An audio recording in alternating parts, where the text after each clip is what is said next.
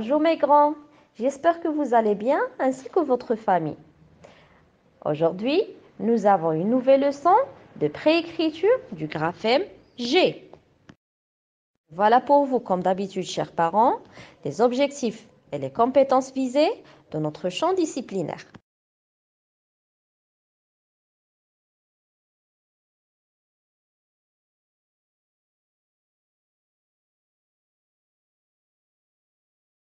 Les enfants, vous vous rappelez, on a commencé par la fiche de la lecture. Maintenant, nous allons reprendre les mots que nous avons déjà vus ensemble. Allez, lisez-moi les mots qu'on a vus qui s'écrivent avec le G ou le G.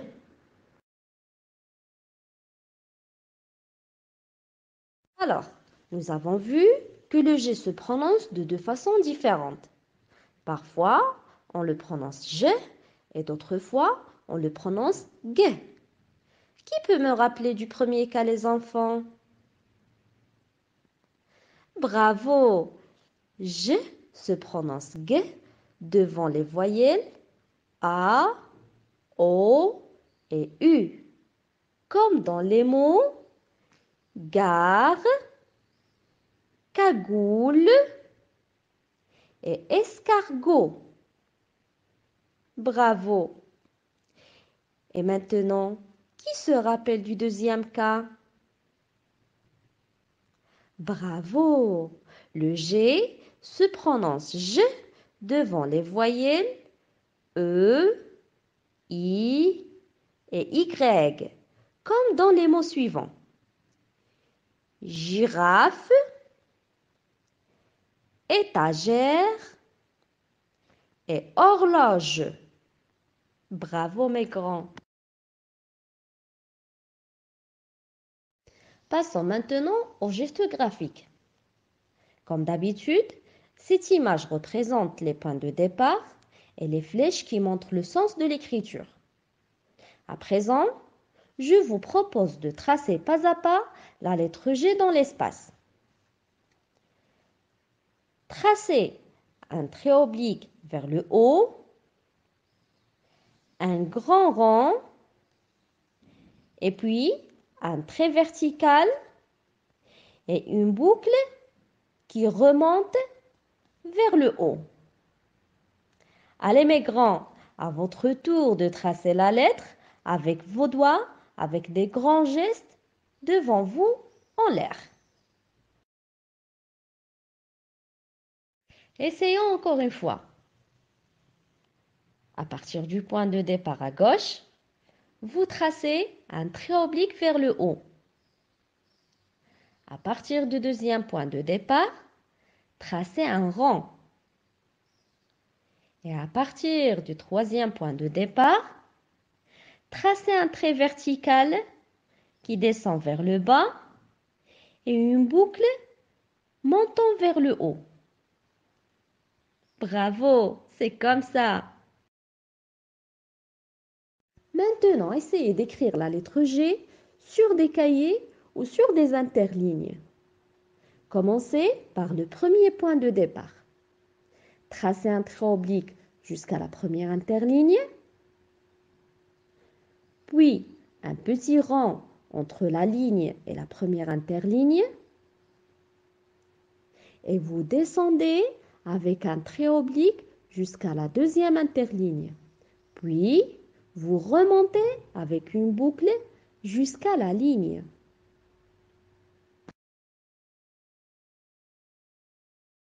Et voilà notre graphème G. Il faut s'entraîner plusieurs fois pour réussir l'écriture du graphème G. Allez, encore une fois. Pour tracer la lettre G, je trace un petit trait oblique qui monte jusqu'à la première interligne, un petit rond qui ne doit pas dépasser la première interligne. À partir du troisième point de départ, je descends avec un trait vertical jusqu'à la deuxième interligne. Et je termine avec une boucle qui remonte.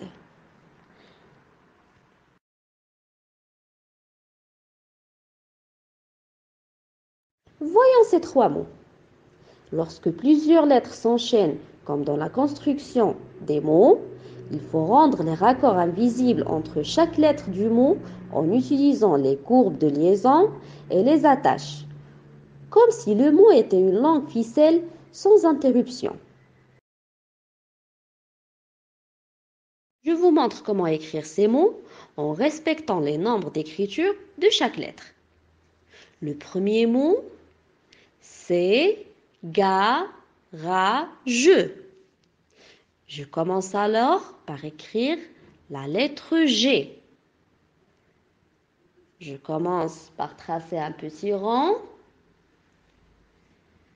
un trait vertical qui descend jusqu'à la deuxième interligne. Je monte avec une boucle. N'oubliez pas la tache entre la lettre G et la lettre suivante. La lettre suivante, c'est le A. Je trace un rond qui ne dépasse pas la première interligne. Je n'oublie pas le courbe de liaison et je trace la lettre R qui ne dépasse pas aussi la première interligne. Encore une fois, je fais une petite attache, puis je trace la lettre A et encore une fois la lettre G et je rajoute la lettre E à la fin du mot. Garageux. Le deuxième mot, c'est gourde. Je commence par tracer le graphème G de la même manière. Un petit rond qui ne dépasse pas la première interligne. Je descends avec un trait oblique et je remonte avec une boucle. Ensuite, je trace le O. Mais n'oubliez pas la tache entre le G et le O. Encore une fois, je trace une petite ligne courbe pour séparer le O de U. Je trace le U en dépassant pas la première interligne. Je fais une attache.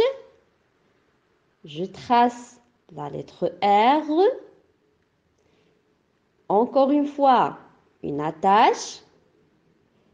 La lettre D qui monte jusqu'à la deuxième interligne.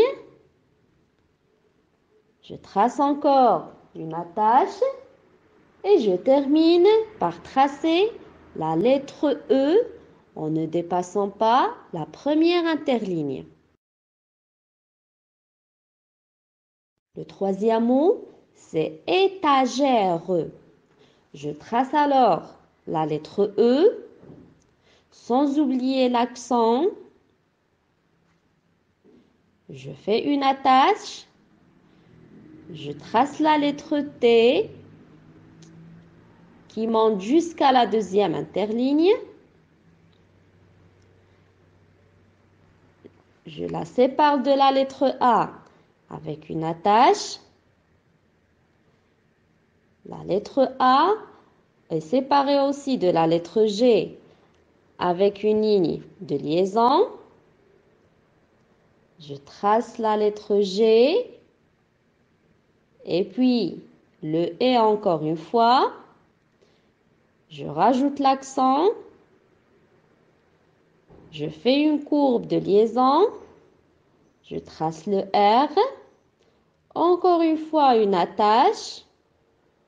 Et je termine par la lettre E qui ne dépasse pas la première interligne.